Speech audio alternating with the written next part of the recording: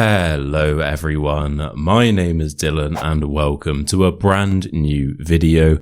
If you are new here, hello there. I post fun and relaxing English lessons every single Friday. So today I'm just going to be hitting you with some real, natural, everyday conversation. Yep, so normally these videos are scripted, but that isn't really the case today. Now, another thing that I normally do with these videos is that I try to speak as clearly as possible. Now, the reason behind this is because you are all learning English. You probably wouldn't be watching these videos if you weren't learning English. And therefore, it is important that you are able to understand what I say. However, I do understand that out there in the real world, not everyone speaks this clearly. And therefore, in this particular video, I'm not going to be trying to speak particularly clearly either. I'm just going to be speaking normally. So I would say that this is going to be excellent and realistic listening practice for when you do come to an English speaking country. And I would also say that this will probably be at I'd say about a B2 to a C1 listening level. So I have gathered some random questions about all sorts of different things. And I'm going to be doing my best to answer as many of them as possible in a natural, native way. Now, I am, of course, going to be using some expressions and pieces of vocabulary that you may not have heard before. So if I say something that I think could be beneficial for you to know, I'm going to put it at the top of the screen. It will probably be here. It might be here. I haven't quite worked it out yet. And you'll see a brief description of that word or expression, and that will be useful for you to have. Now, at the end of the video, I will also be including everything that popped up in a free PDF, and that will just be a list of all the words and expressions with the descriptions. And I'll probably throw in a few more examples as well. You don't need to sign up to anything to get that PDF. The link will be in the top comment. Just hit the link and press download. Right then, let's do this. Okay, so I've got a random question generator in front of me. I'm just going to be clicking through that. We have 27 questions. I don't know how many of them we'll get through, and I am going to be rambling a bit this video as well. So if I get on a bit of a tangent after one of the questions, don't worry guys, it's all going to be useful. Another thing I will say is you may be able to tell this, but I do have a bit of a cold as well, so my voice is probably extra nasally or deep, and yeah, that's why. And also, if you see a jump cut in the video like this, that means that I've either made a mistake or I'm stopping to blow my nose. But don't worry guys, I've got my special drink. I don't know if you can see this. It's not tea. It's not urine either. It does look a bit like it, but it's vitamin C. I've been told that's the best thing to treat a cold, vitamin C. Right then, question number 1. What's the worst haircut you've ever had? This is an easy one. When I was about 12 years old, I used to have blonde highlights in my hair, or blonde tips, or frosted tips, whatever you want to call them.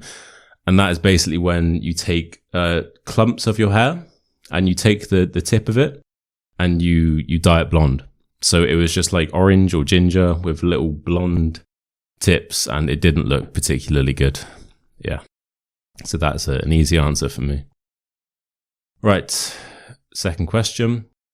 Do you prefer tea or coffee, and how do you take it? Right, I love both, to be honest. Of course, I love tea. I normally have decaf tea, and I'll tell you why now. It's because in the mornings, so what I do is I wake up and I have a decaf tea to start the day. The reason behind this is I've heard that in the first 90 minutes of the day, something to do with your adenosine, your receptors, they don't actually respond to caffeine. So you get the negative impacts of drinking caffeine, you get the crash in a few hours, but you don't get the positives. You don't get the increased energy or the alertness. So because I heard that, I don't know if it's true or not, I start the day with a decaf tea. And then after about an hour and a half, I will move on to a coffee. Now, as you guys know, if you've seen any of my cafe videos, I think I've made about 3 different cafe videos.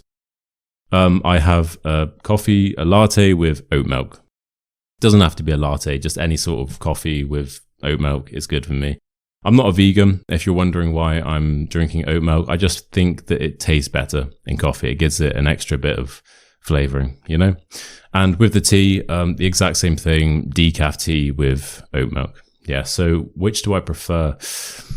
Ooh, if I'm honest, I probably prefer coffee. I just really like coffee. And tea, I love. I drink more tea because I can have it later on in the day because I don't want to have caffeine too late in the day or else it disrupts my sleep. I'm one of those people that find it hard to sleep anyway. I always have found it quite hard to fall asleep and stay asleep, which is pretty annoying. So of course that means that, you know, I probably shouldn't be consuming much caffeine past like 12. So that's my cutoff point really. So I'd say I prefer coffee, but I do obviously drink a lot of tea as well. Okay. Next question. What's the most random job you've ever had? I haven't had that many jobs before because for the last 6 years, I've been trying to be self-employed. What I did before this was quite random. I reworked vintage Levi's jeans. I took regular jeans that were all secondhand from 20 years ago and I redesigned them. I'm quite proud of this business, to be honest. So I'll put some photos on the screen now. I would sometimes just rip them up. I would sometimes add paint to them. I would apply patchwork. I would bleach them, all these different designs. And it was pretty cool, to be honest. And I'm going to be honest, it was actually relatively successful. I sold either 600 or 700 pairs, but it did, people just stopped buying them after a while. My sort of motivation for it just dropped as well. It's very laborious. It's very physically taxing. The job that I was doing was very physically taxing because it's a lot of moving very heavy bags of jeans around. I didn't really know that much about business then, so it wasn't very optimized, so I wasn't really doing it in the most efficient way possible. I'd walk to the post office and then come back. If I sold another pair, I'd walk there again and waste about an hour walking. So yeah, it didn't really work out, but it was good for a year or so. I did it for about 2 years in total. So yeah, I'd say that's quite a random job. Other random jobs I've had, when I was 12 with my frosted tips, I used to be a paper delivery boy. Did that for a few months. That paid horrendously. I think it was £3 a shift, which is barely $5, €5. And that was quite rough. That involved me getting up at about 5 a.m. because I had to do it before school and then cycling around my local area for about an hour and a half. And I'd get paid £3 at the end of all of that. So that's quite random, I guess. Well, it's not really that random, but as I said, I haven't really had many other jobs. Okay. Have you ever broken a bone? No, never in my life have I broken a bone. The closest thing is I did cut my knee open pretty badly when I was about 10. And I did this, I was with my friend in my garden in my old house. And in this garden, I used to have it was a grass slope. And there was a platform which led to the rest of the house. So it had been raining the day before. So the grass was very slippery. And my friend and I were both into football. And sometimes when footballers score, they do this celebration where they run and they jump and they slide on their knees. Obviously, they're doing it on perfectly trimmed, flat playing fields, which wasn't really the case. I don't know if you can see where this is going. So we were running off the ledge and jumping and sliding down this slope. And it was really fun because it was wet and slippery and we were going pretty far. Now we did this for about half an hour. We did it one more time on a new part of the grass we hadn't explored yet. I went first, I ran, jumped, and I hit the floor with my knee like that.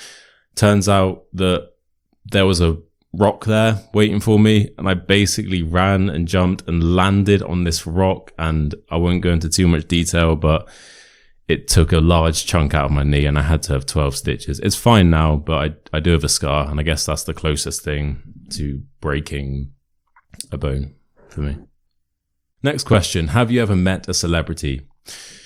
Not really. The closest experience I've had is actually football related again. It was on my 22nd birthday, and there is a footballer called Nacho Monreal who plays for Arsenal. He played for Arsenal. He's quite famous. If you know Premier League, if you know about football, you'll know who he is.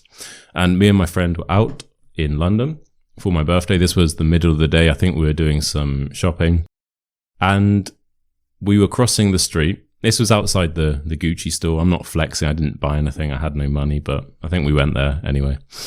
Yeah. So outside the Gucci store, God. And then my friend was like, "Oh, it's Nacho." And he was joking because he didn't actually expect it to be Nacho. He just thought it was someone that looked like him. Then like a second later, he was like, "Oh my God, wait, it actually is Nacho." We saw him and we walked past him, and he takes the piss out of me all the time for this. So I wanted to say something to him because it's like, oh my, this is the first like celebrity I've ever met before. It was really exciting. And I'm an Arsenal fan, by the way, and so is he. So this was like particularly special for us. So I wanted to, speak to him. And I got a bit nervous, obviously, because this is, Nacho Monreal. He's a professional footballer for the team that I love. And I said something like, Nacho. And he just completely ignored me. And yeah, that was it really. So that's the closest I've ever come to meeting a celebrity. Okay. What is your favorite film? I'm not really a big film person, to be honest. I've probably seen about 20 films in my life. That's it. I'd never really sit down and watch a film by myself. I haven't been to the cinema in a very long time. I can't really remember the last time I went to the cinema. I watched Harry Potter on a flight about a month ago, and I really enjoyed it. So I've seen most of the Harry Potters, but I was a bit younger, and I maybe wasn't really paying that much attention. I didn't really get the small nuances. I didn't really understand everything that was going on. But I must admit, I watched Harry Potter and the Philosopher's Stone, which is the first one, and I understood everything. And I was like, wow, this is an amazing film. And I teach private lessons. Sometimes for the listening exercises, we'll do like, I'll get like clips up from YouTube, and then I'll ask them some questions. Then we watch the clip together. They listen out for the questions. And I've recently started using Harry Potter clips as resources for the English lessons.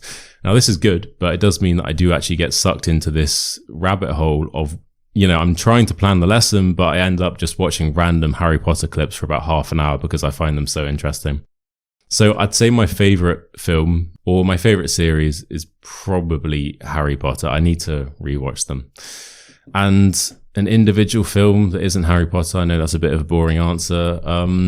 Zoolander. I know that's such a basic answer. I don't even care. Zoolander is such a funny film. Right. Mainly comedies, to be honest. I'm not really a big film guy, as I say. What would you be if you weren't an English teacher? Sorry, I was just hitting the vitamin C. If I wasn't an English teacher, I think I'd like to be a barber, a hairdresser for men, because I think I'd be quite good at it. I think I'd find it extremely satisfying, getting someone, because once you have a fresh haircut, I'm assuming it's the same for women as well, but certainly as a man, when you sit down and your hair's all a bit, all over the place, and then you sit down and they give you a fresh cut, it's just the best feeling. You feel so good afterwards, and it'd be amazing to give that experience to someone else. And when they do a good job, you just want to stand up and give your barber a big old hug and a kiss on the cheek. So it would be nice to be the guy getting kissed. I'm joking. It would be nice to be able to give that experience to someone else. And as I say, I think I'd be good at it. I think I'd get a lot of satisfaction from it. So I'd probably want to be a barber. Alternatively, I have been in a hospital recently. Everything is fine, don't worry. But I was spending a few days, not me personally, but I was seeing someone in the hospital. And it's the first time I've been to a hospital as an adult. And it really made me appreciate how amazing all of the employees are. So I have a humongous amount of respect for anyone that works in the healthcare industry. So I really don't like blood, to be honest. So I don't think I could be a doctor. But if I could get over that phobia of blood, yeah, I'd like to work in the medical profession as well. I think that's a very, very noble career path. And it's not just the doctors, it's the nurses, it's the receptionists, the the ambulance drivers, they're all amazing. So yeah. Right. What thing from your childhood, do you still enjoy to this day? Pokemon. Pokemon. I really like Pokemon. I don't play the games. I don't ever watch like the anime. I just like it. If I'm on Instagram and I see a Pokemon thing, it gives me so much nostalgia. When I was in Japan, I was in heaven. Sorry guys, we had a couple of interruptions there and I knocked my laptop off the stand, then got a knock at the door about 10 seconds later. Anyway, yeah, Pokemon. As I said, I don't really watch like Pokemon films or the TV show. I don't really play the games anymore, but I just like it. If I see something Pokemon related, the amount of money I've wasted on something because they've printed like a Snorlax on there or just some random Pokemon. I think especially in the UK, it's not really as ubiquitous. There's a good word for you right there. It's not really as common in the UK to find like Pokemon related things as it is certainly in Asia. And I assume in America as well. So when we do see something Pokemon related, it's very exciting and I will definitely buy it. So they used to have this thing, we have this thing called super noodles, which is like a dry noodle thing that you put in a bowl and you put hot water in there and you eat it. And I never buy super noodles. It's just isn't something that I normally buy or consume. But a few years ago, they had this promotion where for some reason, they had a range of super noodles that had a Pokemon printed on them, just on the front of the wrapper. Normal super noodles, they're exactly the same, but they've put like a Pikachu on there or a Snorlax or a Jigglypuff. And I bought all of them and I didn't eat them. I just kept them in the packet. So somewhere, I don't know where, but somewhere I just have 4 packs of like gone off super noodles with these random Pokemon characters on there. So yeah, pretty much if you ever want to get money from me, just print a Snorlax or a Jigglypuff and stick it on anything and I'll probably bloody buy it. Yeah. Okay. Would you rather find true love today or win the lottery next year? True love. True love, you know, you can always make money, but you can't. Not everyone finds true love, which is sad. That's an easy one for me, to be honest. If you could rename yourself, what name would you choose? Henry. Henry. Then I can be named, I can have the same name as my dog. And it'll be Henry and Henry, the two Henrys. Maybe I could rebrand the whole channel to Henry and Henry Teaching Company or something like that.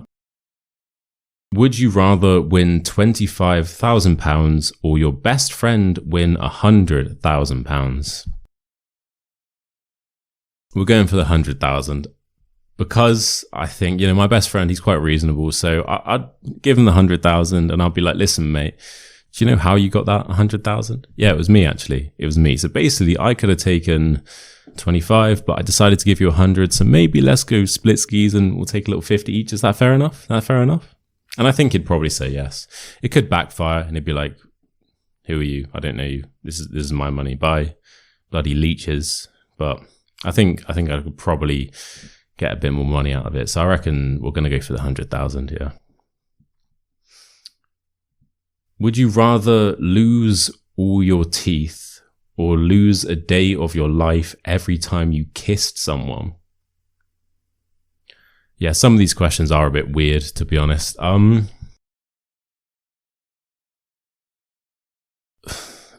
I would rather lose all my teeth, but hopefully I can get like some fake teeth in so I can just kiss someone once, lose all of them, just, I guess, spit them all out. They're done with. I'm no longer a tooth person. And just get some like fake, like some dentures, you know, what old people have. And I'll get them like perfectly made and crystally white and things like that. Then they'll look better anyway. And then hopefully when I next kiss someone, hopefully they don't fall out then. Because it would be a bit of a pain if every time I kiss someone, it doesn't really happen that often, but every time I kiss someone, I just lose all my teeth. That's not really going to be good for anyone involved. And lose a day of your life. Well, I don't really know how many days. No one knows how many days they have left, really. So I don't really want to do that. That sounds a bit counterproductive, really. So I'm not going to do that. Yeah, lose all my teeth. But once again, that's not going to be pleasant for anyone involved. So hopefully we can get a bit more of a better question here. What do you think the world needs more of? Empathy. Empathy. I think everyone deserves more empathy. I think men deserve more empathy about their problems. I think women deserve more empathy about their problems, because I think both men and women have their own sets of problems, and they're both serious problems. Yet there seems to be this idea that empathy is a zero-sum game, and if you give empathy to men, it takes it away from women, and if you give it to women, it takes it away from men, and it just doesn't, it shouldn't be like that. And I think that's such a huge problem. I think life is hard for everyone. Everyone has problems, and I think just everyone deserves more empathy. That's the first thing that came to mind for me. See, not all the questions are silly.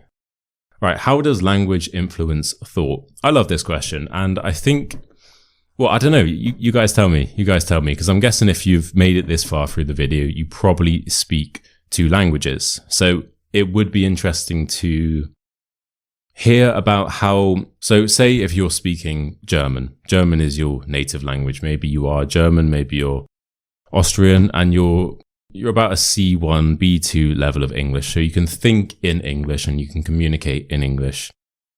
I think from what I would imagine is that when you're talking and thinking in German, you're probably going to automatically have these German or these Austrian cultural beliefs embedded into everything that you say. Whereas if you're speaking in English, you might have English or American beliefs embedded into what you say. So I think that would be quite interesting, because I guess you do potentially access another side of your personality. I don't know, that's really interesting. Please tell me, like, if you think you have a different personality when you're speaking a different language, do let me know. Obviously, I'm fluent in Korean, everyone knows that, but I find it hard to think in Korean. So I can't really comment about whether I have a different personality when I'm speaking my terrible Korean. So I think I need to ask you guys that question. Do you think that language influences thought? Let me know. Right. What is your daily routine? Right, I need to, give me a second. Right, my daily routine. So I am very much into having daily routines as well. I've tried about 1 million different ones, and this is one that I've been doing for about 2 weeks, and I seem to have quite a high compliance rate with it. I normally stick to it, so let me tell you what it is. 7 a.m, wake up. 7:05 a.m, wash face with warm water and some, cleaner. 7:10 a.m, get changed into gym clothes. 7:15 a.m, meditate for 10 minutes. 7:25 a.m, journal for 10 minutes. 7:35 to 7:50 with a 15-minute gap. This is a bit of a buffer in case I wake up like 5 minutes late, and it also gives me time to make the decaf tea, as I said, and to check my phone. And then at 7:50 to 8:20, I sit down and try to learn something for half an hour. So at the moment, I'm reading a book and I'll take notes. It's called Ego is the Enemy by Ryan Holiday. It's a really good book. I definitely recommend it. But in this time, I just want to sit down and learn something, because I feel like that's a really good habit to get into. Just then you're learning something new every day. And then 7:20 to 7:30, I'll have coffee, which is, 90 minutes after I wake up. And I will have a protein shake as well. Then at 8:30, I will start my day. So that is the morning portion of the routine. It's not really hard, to be honest. It's not like an arduous morning routine. I've tried them before. It doesn't really work. I used to have a very strict one where I woke up at 5:30, had a cold shower. The old one that I used to do, right, it was pretty insane. It was 5:30, wake up. 5:31, cold shower. 5:34, get changed. 5:35, meditate for 10 minutes. That was 15 minutes. That was genuinely how strict it was. So the problem with this is the UK is bloody cold, especially in winter. So if you're getting up at 5:30, which is early, that's very early. when you wake up at that time, you're half asleep and you are not in the mood to wake up. You're not in the mood to leave your warm, cozy, comfortable bed. And you're especially not in the mood to do that when you know that the next thing you have to do, you have 60 seconds to get from your warm bed to a freezing cold shower. Now, I'm not going to lie, I felt amazing after these showers. You do, but it's just, for me, it isn't sustainable. It isn't sustainable. I can't do that. And it was so strict as well. It was down to the minute. So if you didn't really sleep that well the night before and then you get into the cold shower at 5:35 p.m, so I don't know, like 3 minutes behind schedule, for the rest of the morning, because there was no buffer there, it meant that for the rest of the day, you were always going to be a little bit behind. And that was just very demotivating. So if you did all of those things, if you did everything else perfectly, you'd still know that you were behind on your schedule for that morning. So for me, it just wasn't really realistic. For some people, they are able to do that, no problem. But I found that this new routine, it's quite lenient. Like, it's not that hard to stick to that on a daily basis. I found that having like a decent routine, well stuck to, for me, is so much better than a brilliant routine that you don't really comply with all the time because it's too demanding. That's how I found it goes for me. All right. Then in the evening, 6:30 to 7:30 dinner, 7:30 till 7:45 plan tomorrow. So obviously we've got the morning and the nighttime chunk, and then in between then I'll plan what I'm doing.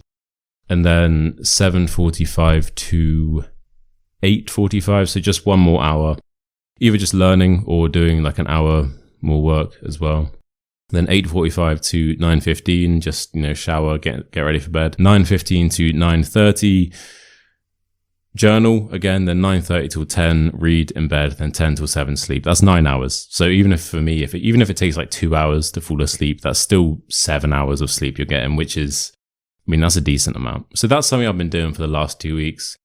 I found it to be quite, it works for me at the moment. I'll let you guys know how I get on with that. But I'm a huge fan of having a daily routine in place. So yeah, we'll see how I get on with that. Right then, so we're getting through these questions. I don't know how long this video is going to be.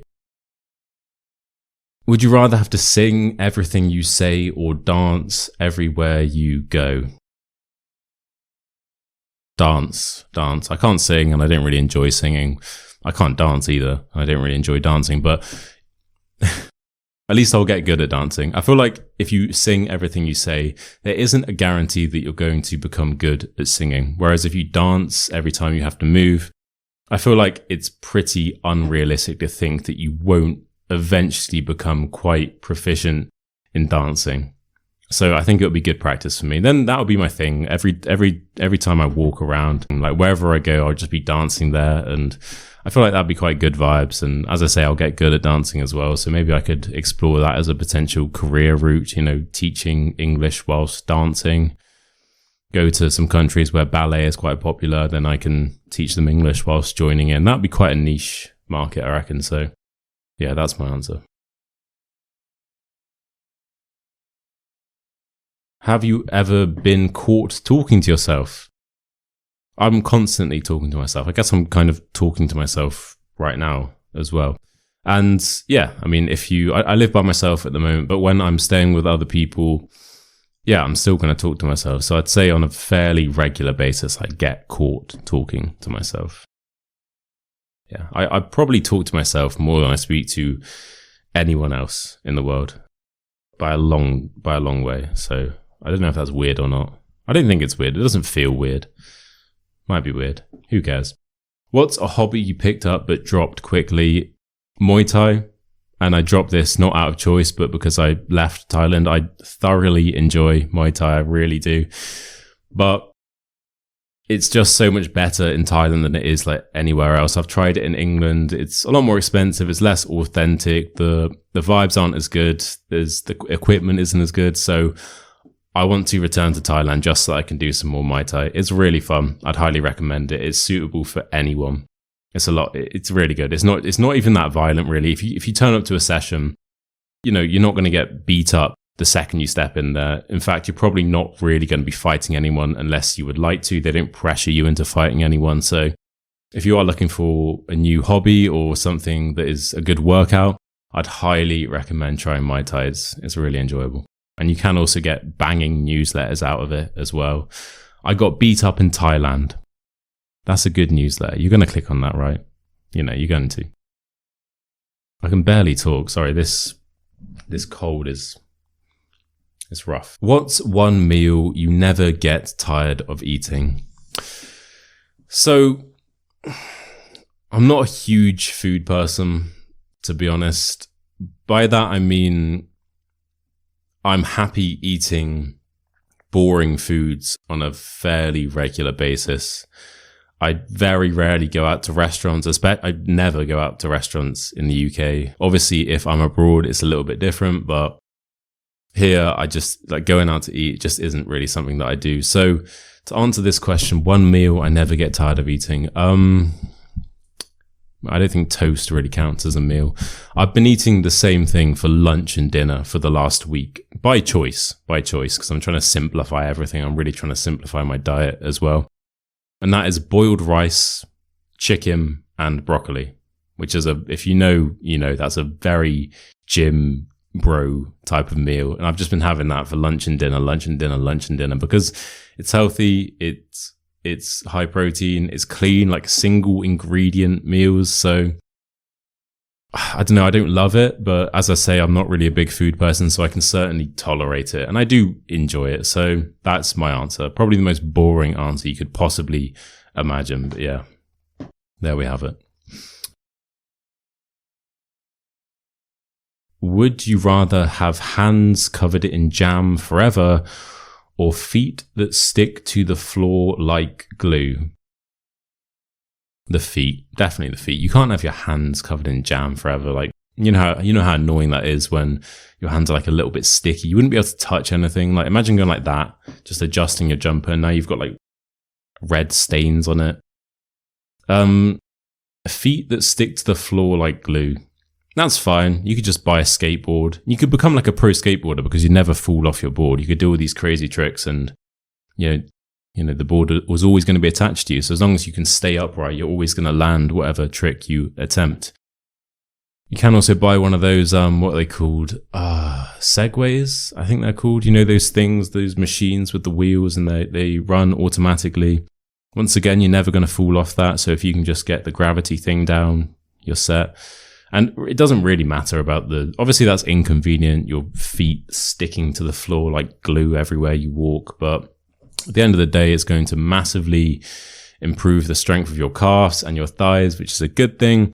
And you can't live your life with bloody jam all over them. It's just not really an option, is it? It's not feasible. Unless you really like jam, and then you'll just, I don't know, be licking your fingers for the rest of your days. How do you feel about pineapple on pizza? It's all right. I don't really care. It's okay. It's not really a big deal. How would you survive a zombie apocalypse? Right, I need to take a drink for this one. Right, we've finished the vitamin C, so I should be feeling splendid again. Right. Okay, so my whole knowledge about zombies comes from The Walking Dead, so I'm going to be basing my answer on that series. So you don't want to be with your family from the start, because that is a recipe for disaster. It's way too good of a plotline for you to lose your family.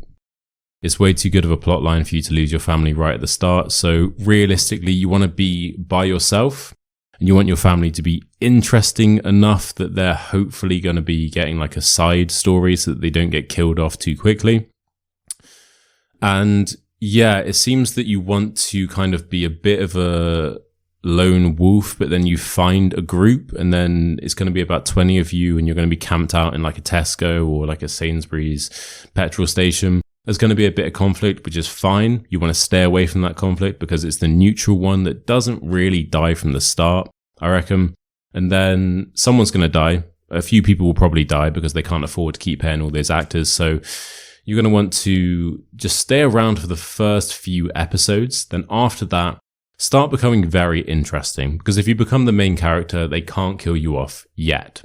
Start becoming interesting, maybe a bit controversial, so that you bring entertainment to the show, and then they won't kill you off because, you bring in the numbers, and that's the most important thing. So that's my plan. You basically want to try and be like Rick Walker in The Walking Dead, because he can't die. He's like invincible. Yeah, so that's my survival tactic for the zombie apocalypse. What is the silliest thing you used to believe as a child? Pokemon. I was told that Pokemon were real. I swear to God, I saw a Rattata. I think a Rattata underneath my bath once. I thought they were real just in Japan, and it was a rough day when I found out that wasn't true. It was a rough day for me. Yeah. What's one thing about the UK that surprises people abroad? I don't know. I think you guys need to tell me this. We are very polite. I think when people say, oh, British people are so polite, they probably aren't expecting us to be that polite. But we do genuinely say please, thank you, and sorry a lot. So I think maybe if you're someone coming to the UK for the first time and you walk into a supermarket and you hear us constantly saying those three expressions, maybe you do get a bit surprised. Maybe you're like, oh, wow, they actually do say that all the time. I didn't really expect that. So realistically, this is going to be like stereotype based. The answer to this question, it's either going to be a stereotype that you thought we were going to do that we don't, like having 11s every day or afternoon tea every day. Just doesn't really happen, I'm afraid. Or it's going to be a stereotype that you heard that we do, but you think, oh, there's no way they actually do this, but we do actually do it. So yeah, please let me know what surprised you the most about people in the UK, because once again, I would be interested to hear that. Right, we have 3 more questions. Wow, we've ran through this. Okay. I've never done a video like this before, so I'm kind of surprised that it's gone okay, you know, it's not too bad. Right. Why do you keep talking about your newsletter? Right. The reason why I keep talking about my newsletter is because I'm genuinely very proud of it. It is every single Tuesday, I send out a short, funny story about my life. I include photos. I include a British meme. I tell you what videos we have coming up the following Friday. I include new pieces of vocabulary and expressions and phrasal verbs in every single newsletter, every single story. Then at the end of the story, I tell you what it means and I tell you how to pronounce them properly. And listen, I send these newsletters every single Tuesday. It doesn't matter how many people open them or read them. They're getting sent regardless. So it's like I'm putting all this effort in regardless. So why wouldn't I want as many people as possible to read them? Okay, so if you are on the edge about it, because I have wondered this. I mention my newsletter in pretty much every single video. And I don't know, I don't want you guys to... Some of you may be curious, like, why do you keep banging on about this bloody newsletter? To some of you, it may seem very old-fashioned as well. It's fun. I enjoy it. It's silly, it's lighthearted, it's educational. It takes like 2 minutes to read. Yeah, so if you are on the edge about that, why not consider signing up to the newsletter? The link is in the top comment. And guess what, guys? You get a free video as soon as you sign up. Yes, you've probably memorized this script word for word in the same way that I have, because you've heard me say it so many times before. And if you're new here, then, well, yeah, it's news to you. Newsletter every Tuesday. Sign up. Cool. The penultimate question. Penultimate means second to last. The penultimate question. If you could relive one day of your life, which day would it be? I wouldn't necessarily want to relive this day, but the day that springs to mind is one that I had in November when I was in Japan. So I was in Osaka and it was just a really nice day. The sun was shining. It was like, I think it was a Saturday, and I was with my friend and we randomly just decided to go to Nara Deer Park, which is like this beautiful big green area where there are wild deer. So they aren't in captivity. So they're happy. They're content. There's no immorality surrounding this area. They genuinely are where they should be. And you can just see them. They're normally quite chill.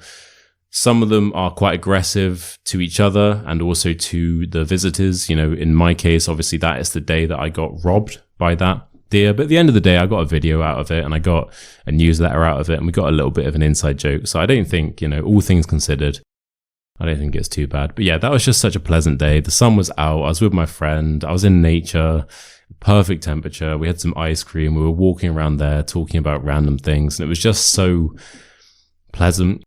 And then after that, we got the train back to Osaka and we went to this place called Spa-land, which is like, it's like an indoor and outdoor spa. It's massive and my expectations were massively exceeded. I thought it would be pretty good because the price, it wasn't that expensive. So I was like, okay, it's going to be okay. It's going to be fine. They're going to have a sauna or a steam room, it's going to be chill. I went there and I was so pleasantly surprised by how amazing this place was. They had a swimming pool. Okay, I wasn't expecting that. I love swimming. I'm a Pisces, so I like being in water. You know what it is. So they had a swimming pool there, and they had water slides. Water slides. I haven't been on a water slide for about 15 years, so that was just like, wow, we're off to such a good start. We were literally the only people there as well. It was completely deserted for some unknown reason. So we were there for like 5 hours. I think we were swimming around. We were on the water slides. We were in this outside area with the saunas and the cold plunges. They have like a bar there.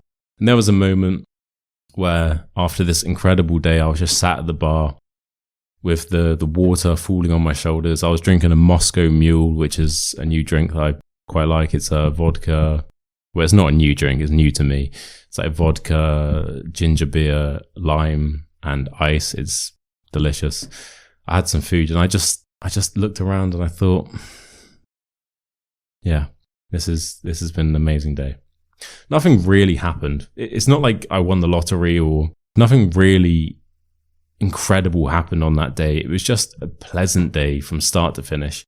And it was very spontaneous. And I think you'll probably be able to relate to this if you think of a day that you would like to relive, of one of the best days of your life. You'll realize that, well, you may realize that it's the fact it's spontaneous, that we didn't wake up and plan to go to this place. It just happened. We didn't plan for the weather to be perfect. It just happened. And that way your expectations are so, well, you don't really have any expectations. And when they get exceeded, that's when you become happy. So yeah, that's my answer. Right, guys, the final question. Worst gift you have ever received? When I was 15, my best friend, turned up to my house randomly, unannounced, 2 months after my birthday with a goldfish. And he was like, "Happy birthday, mate." I was like, "My birthday was 2 months ago. What are you doing?" And he hands this fish to me and he starts laughing because he knows that is probably the most inconvenient gift you could ever give to someone. This doesn't actually benefit their life. That's a burden. And my family looked after that fish for about 10 years until it died of natural causes or old age or something.